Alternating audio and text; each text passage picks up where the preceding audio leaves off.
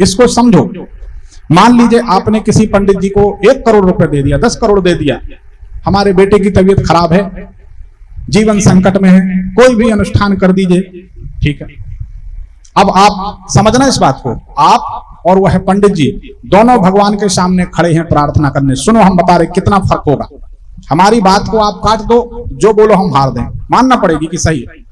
जब आप प्रार्थना करोगे और पंडित जी प्रार्थना करेंगे तो पंडित जी हाथ में जल लेंगे, ओम विष्णु विष्णु विष्णु, मैं फलाने का पुत्र, फलाने गोत्र में उत्पन्न, फलाना नाम, फलाने शहर में, फलाने व्यक्ति के फलाने कल्याण के लिए, रोग निवारण के लिए, हे भगवान आपसे प्रार्थना कर रहा हूं, और वो जल जमीन में छोड़ देंगे। और जब आप प्रार्थना करोगे, गौर करना हमारी बात को, आपके मुंह से एक शब्द नहीं निकलेगा, एक शब्द नहीं निकल सकता। क्यों?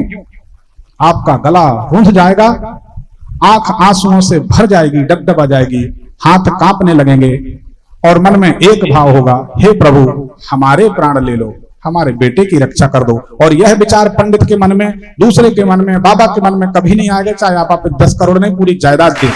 बिल्कुल। प्रणाम गुरुजी। भगवान शुक्र रखे। क्या नाम बेटा? प्रियांशु। गुरुजी पापा के बारे में जानना है। क्या नाम उनका? अशोक कुमार।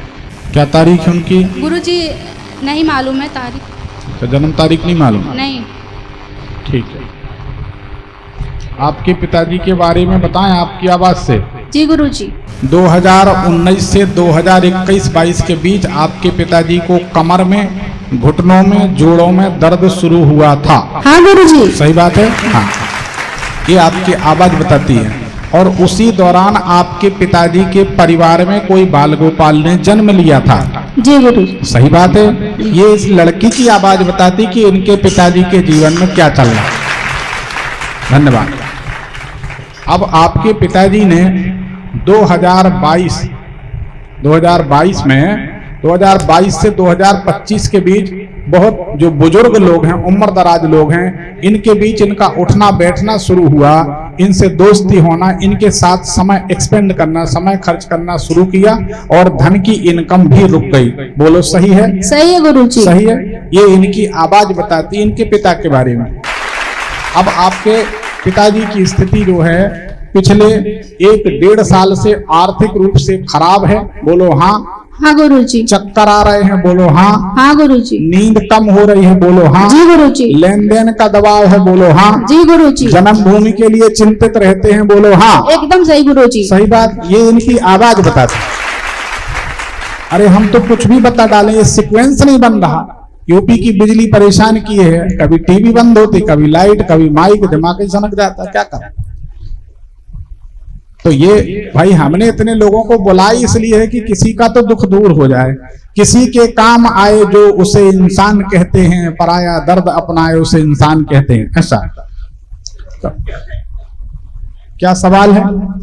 गुरुजी आर्थिक स्थिति के बारे में जानना है, और शत्रु बहुत परेशान करते हैं। ठीक, हमारी बात, हमारी सलाह मान के 6 महीने कोई एक नाम जप लो, गारंटी। अगर भविष्य की घटनाएं ना दिखने लगे तो ब्राह्मण मत बोलना। करते नहीं लोग, क्या करें, करना पड़ेगा।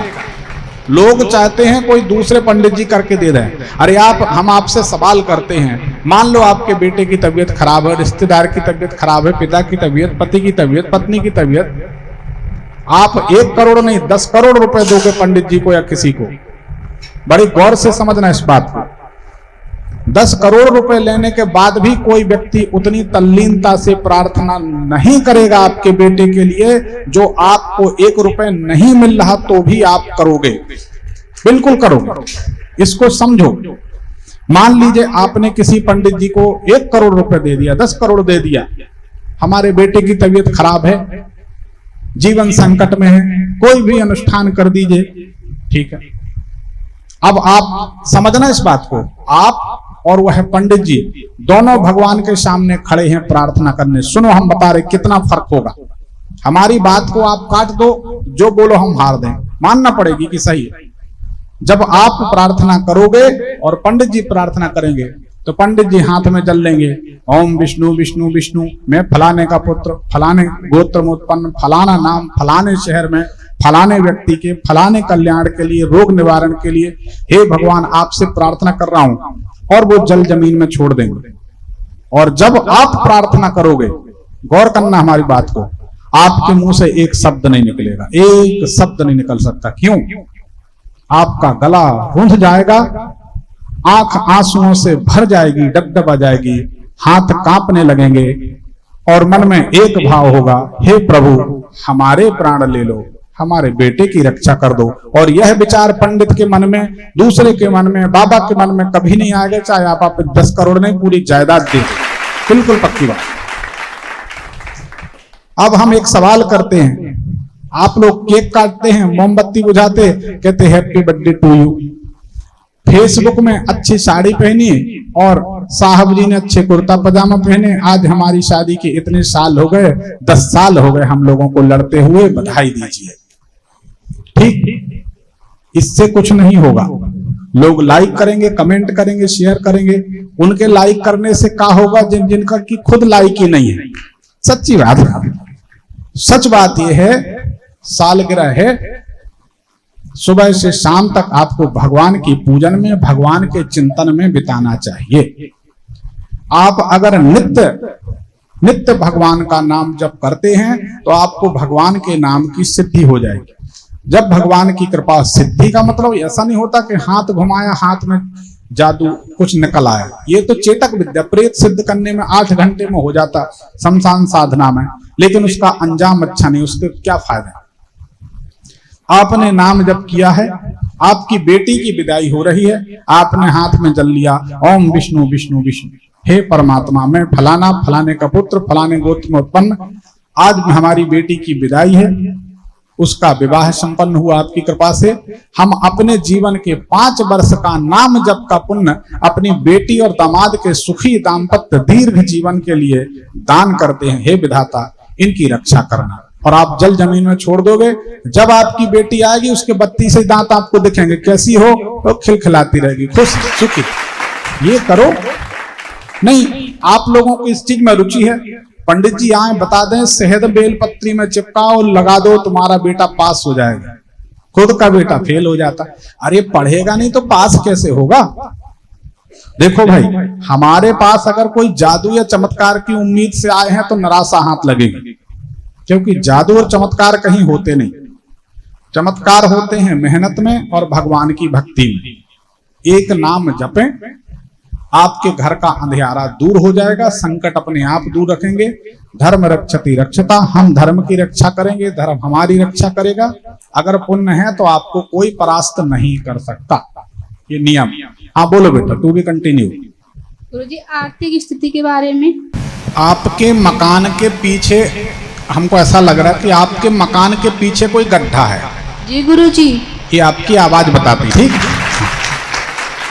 उस गड्ढे के पास दूब घास हरियाली लगी रहती है, बोलो हाँ। हाँ गुरुजी। लगी है। यह दूब घास आपके पिता को कभी भी पनपने नहीं देगी।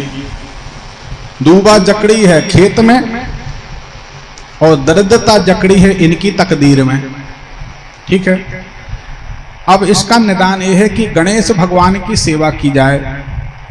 अगर आपके पिताजी गणेश भगवान की सेवा करें, ठीक है, जी गुरुजी, तो आपकी स्थिति सुधर सकती है।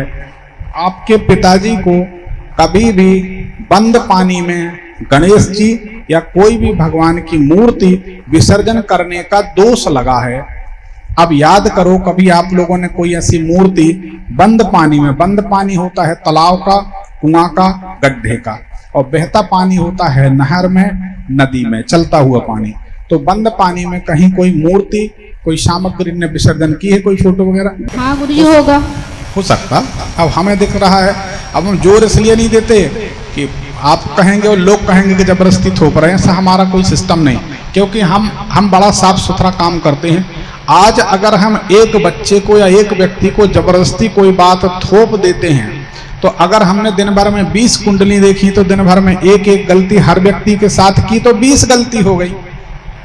अब जब हम एक दिन में 20 गलती करेंगे तो महीने में 600 गलती हो जाएंगी। कुछ दिन बाद हमारे पास सिर्फ गलतियों का पुलिंदा होगा, अधर्म और झूठ का पुलिंदा होगा, धर्म और सच्चाई और ज्योतिष दूर चली जाएगी। और हम ऐसा कभी होने नहीं देंगे। हम ऐसी कोई गलती करते नहीं, हम गलत हैं तो हम गलती स्वीकार कर लेते हैं। तो ये कहीं गड़बड़ी हुई है, उसके कारण परेशानी आई है। गणेश जी की सेवा अगर आपके पिताजी करते, अब गणेश जी को कैसे प्रसन्न किया जाए, गणेश जी को कैसे प्रसन्न किया जाए, तो आप सब लोग सुन लें। गणेश जी को प्रसन्न करने के लिए 2 चम्मच शहद डाल दें जल में।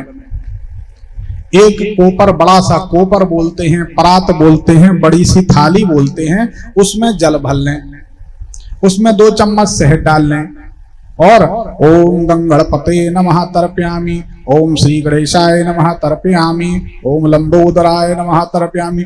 गणेश जी के कोई भी मंत्र से उसी थाली का जल उसी थाली में ऐसे करते जाना है, तर्पयामि बोलते जाना है, कुछ नहीं। ओम गंगणपते नमः तर्पयामि, ओम श्री गणेशाय नमः तर्पयामि। आप करके देखो, कोई भी करके देखे। अरे आदमी की जिंदगी के सुमेरु तुल्य पहाड़, सुमेरु पर्वत जैसे विघ्न गणेश जी एक क्षण में दूर कर देते हैं। उनका नाम ही विघ्न हरता है। तो धन्यवाद। ये लोगों को करना नहीं, लोगों को तो ऐसा बताओ, 5 लौंग ले लो, 1 नींबू ले लो, थोड़ी सी राई ले लो, उसको यहां गाड़ दो, ऐसा हो जाएगा। अरे इससे क्या होगा? कितने लोगों के नाम से राई नींबू गाड़ रहे हैं, काट के फेंक रहे, किसी का कुछ बिगड़ा? नहीं बिगड़ा। जिसकी नीयत खराब है दूसरे का बिगाड़ने की, उसका बिगड़ जाएगा। दगा किसी का सगा नहीं किया तो करके देखो, जिसने दगा किया है यारो जाके उसके घर को देखो। इसलिए दूसरी बात, अगर वास्तव में एक हमारी बात को समझने में थोड़ा टाइम लगेगा, प्रैक्टिकल बात है, इसलिए हमसे कम लोग जुड़ते हैं, लेकिन जो छनी हुई बुद्धि के लोग हैं जुड़ जाते हैं, वो जिंदगी भर जुड़े रहते हैं। हमारी एक एक बात फिल्टर्ड होती है। अच्छा ये बताएं, इतने लोग बैठे हैं, धन्यवाद, इतने लोग बैठे हैं, अगर हम ये प्रश्न करें कि कौन व्यक्ति है जो अपने बच्चों से प्रेम नहीं करता, तो कोई उत्तर नहीं होगा। हर आदमी, पशु पक्षी भी अपने बच्चों के लिए घोंसला बनाते हैं। आप और हम भी वही कर रहे हैं। कोई नया नियम नहीं, हमारे माँ बाप ने हमारे लिए किया, हम अपने बच्चों के लिए करें, संसार का नियम। अच्छा ये बताएं, अपनी संतान को कौन सुखी देखना चाहता है? सब कहेंगे हम देखना चाहते हैं। तो उसके लिए प्रयास करिए। तो आप कहेंगे हम नौकरी करते हैं, हम व्यापार करते हैं। नहीं, हम ये नहीं कह रहे। व्यापार, नौकरी, काम धंधा तो रोजगार सभी लोग करते हैं। तुलसीदास जी ने कहा है, बाढ़ई पूत पिता के धर्मा। बड़े काम की बात है, सुन लेंगे तो आपके काम आएगी। औलाद को सुखी देखना है तो ये जरूरी। बाढ़ई पूत पिता के धर्मा, खेती उपजे अपने कर्मा। अपने कर्म कर्तव्य से फसल उत्पन्न होती है, किसान की मेहनत से, और माता पिता के पुण्य से संतान की उन्नति होती है। फिर तुलसी बाबा कहते हैं, जिनके पिता पातकी हुई, जिनके पिता पापात्मा होते, उनके पुत्र जिए नहीं सोई, और जिए ही तो दरिद्री होई। जिनके पिता पापात्मा होंगे, उनकी संतान जीवित नहीं रहेगी, और जीवित रहे तो दरिद्री रहेगी। तो कोशिश यह की जाए। अब धर्म करने के लिए हम ये नहीं कहते कि आप लाल कपड़ा पहनो और जाके वृंदावन में रहने लगो, या बनारस में रहने लगो, या जहां जो लाल पीले कपड़ा पहने हैं सभी साधु हैं, क्या है, सब संसार समझदार है। हमें इस विषय में नहीं पढ़ना, हम तो सार की बात कह रहे हैं। मन को साधु बना दो, कपड़े से कोई साधु नहीं होगा। बड़ी बड़ी दाढ़ी, आधा किलो चंदन, बड़ी बड़ी रुद्राक्ष की माला, पांव में खड़ाऊं, और जरा सी बात बिगड़ जाए तो बगल से, यहाँ बगल में कट्टा निकाल के कहते शूट कर देंगे तेरे को। ऐसे संत कम देख। अरे संत को कट्टा की क्या जरूरत है, पिस्टल की क्या जरूरत? तो ये संसार है। अपने को वास्तविक धर्म अपनाना, वास्तविक धर्म है कुछ नहीं करना, कुछ अलग करने जाना नहीं है। रोज नियम बनाएं, एक टाइम सेट कर लें, 15 मिनट 20 मिनट जो भी है, उतने मिनट आंख बंद करके अपने इष्ट देव का भ्रकुटी में ध्यान करें। जो लोग हमसे गुरु मंत्र लेते हैं उनको हम यही नियम बताते हैं।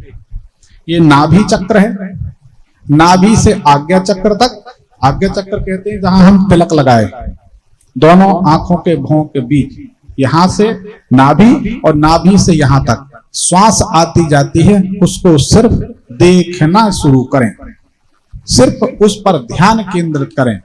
4 दिन में चमत्कार आपको दिखने लगेंगे। चमत्कार का मतलब ये नहीं होता है कि आप हवा में उड़ जाएंगे। अरे मनुष्य का शरीर है, हवा में उड़ने के लिए वायु तत्व पर संयम करना होगा। वो ध्यान और धारणा और समाधि के पहले संभव नहीं है, और जो प्रैक्टिकली संभव नहीं है वो नहीं बताना चाहिए। आजकल देखो, आप रील देखो, लोगों के शरीर में हनुमान जी आ रहे हैं, अपने दांतों से वो नारियल छील रहे हैं, हाथ से नारियल फोड़ते फोड़ते वो 20 बार फोड़ते हैं, नारियल नहीं फूटता। और हनुमान जी ऐसे थे कि जिस पर्वत में लात मारते थे वो पाताल में चला जाता था। और ये हनुमान जी, लोग उनकी आरती कर रहे हैं, और वो अकाउंट नंबर बता रहे हनुमान जी, हमारे से अकाउंट नंबर में पैसे डाल देना। तो भ्रम में नहीं पड़ना, अपने को प्रपंच में नहीं पड़ना। हृदय में भगवान और संसार में शरीर लगा रहे। 6 महीने में परिणाम दिखने लगेगा, आपको खुद अपनी आंखों से दिखने लगेगा। जब पुण्य होगा तब आप अपने, आपकी बच्ची की तबीयत खराब है, आप उसके सिर पे हाथ रख दो, 4 मंत्र पढ़ दो, वही 4 मंत्र पढ़ के जो नाम जपते हो उसी नाम को जप के चम्मच घुमा के फूंक के और वो जल पिला दो 108 नाम जप करके, तत्काल आदमी की तबीयत में सुधार हो जाएगा। बहुत ज्यादा असाध्य कष्ट है, असहनीय कष्ट है, उस दर्द वाली जगह पे हाथ रख दो। हाथ नहीं रख सकते, कोई ऐसा रिश्ता है, दूर से ऐसे हाथ कर लो। और एक चौपाई, कर परसा सुग्रीव शरीरा, तनु भा कुलिस गई सब पीरा। भगवान ने सुग्रीव को स्पर्श किया, तन भा कुलिस, कष्ट से मुक्त, गई सब पीरा, सारी पीड़ा दूर हो गई। कर परसा सुग्रीव शरीरा, कर यानी हाथ, स्पर्श, कर परसा यानी स्पर्श किया भगवान। इस चौपाई का प्रयोग आप करके देखो। कभी सिर दर्द हो रहा है, कमर दर्द हो रही है, उस पर हाथ फेरते गए, 11 बार चौपाई बोल लो, आप खुद देख लो। अरे रामायण की एक एक चौपाई मंत्र है, हम उसका प्रयोग ना जानते हैं, ना करते हैं, और ना बताने वाले जानते, उनको भी ज्ञान नहीं। आए उनने टोटका बताए चले गए, कथा होती कहाँ आजकल, कुछ भी बताए चले जाते हैं। इतने लोग आते हैं, इतने लोगों की कथा आप लोग सुनने जाते हैं, एक श्लोक नहीं सुनाते। या तो कहेंगे नाचो, भजन गाएंगे, खुद नाचे और नचाए। व्यास खुद नाच रहे आजकल गद्दी से उठ उठ के, क्या करोगे? तो इस सब में कल्याण नहीं होगा। नाम जप करें, सुखी रहें। हाँ बेटा, तो ये समस्या तुम्हारे घर की है, इसके निराकरण के लिए गणेश जी का तर्पण शहद के जल से होना चाहिए। तो चाहे आप करो पिताजी के नाम से, चाहे आपके पिताजी करें, चाहे आपकी माता जी करें, और लक्ष्मी जी की जितनी ज्यादा पूजन होगी। 1-2 बातें हृदय में बिठा लें।